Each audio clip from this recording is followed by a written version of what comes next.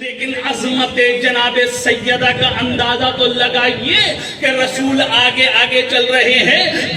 درمیان میں جناب سیدہ ہیں، پیچھے مولا کائنات ہے. اب بھی عظمت سیدہ سمجھ میں نہیں آئی تو سمجھ لیے کہ جو نبوت اور امامت کے سائے میں چلے اسے فاطمہ کہتے ہیں.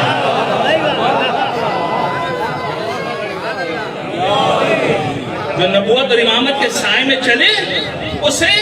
فاطمہ کہتے ہیں. لیکن اگر ابھی بھی کسی کو سمجھ میں نہیں آ رہا، جس کا عقیدہ جو ہو، میرا عقیدہ یہ ہے کہ الف سے ام ابیہا ہے فاطمہ، بے سے بنت الہدا ہے فاطمہ، تے سے تطہیر کی رونق ہے فاطمہ، سے ثابت قدم ہے فاطمہ، جن سے جگر گوشہ مصطفیٰ ہے فاطمہ، ہے سے حور انسیہ ہے فاطمہ، ہے سے خیر النساء ہے فاطمہ، تال سے دختر مصطفیٰ ہے فاطمہ، سال سے ذریت مصطفیٰ ہے فاطمہ، رے سے رہنما ہے فاطمہ، سے زوجہ مرتضیٰ ہے فاطمہ، سین سے شاکرہ ہے، سین سے سیدہ ہے فاطمہ، سین سے شاکرہ ہے فاطمہ، تو اسے طاہرہ ہے فاطمہ، جو اسے ذلِ کبریہ ہے فاطمہ، عین سے عالمہ ہے فاطمہ، غین سے غیورہ ہے فاطمہ، فے سے فدہ کی ملکہ ہے فاطمہ، کاف سے قیامت میں سہارا ہے فاطمہ، کاف سے کوثر کی ملکہ ہے فاطمہ، لام سے لاریب ہے فاطمہ، ہے سے ہادی ہے فاطمہ. کون کہتا ہے کہ رسول کی 4 بیٹیاں تھی؟ انما یرید اللہ لیذھب عنکم الرجس اہل البیت ویطہرکم تطہیرا میں دیکھا تو ایک بیٹی دکھائی دی، فقل تعالوا ندعو ابناءنا وابناءکم ونساءنا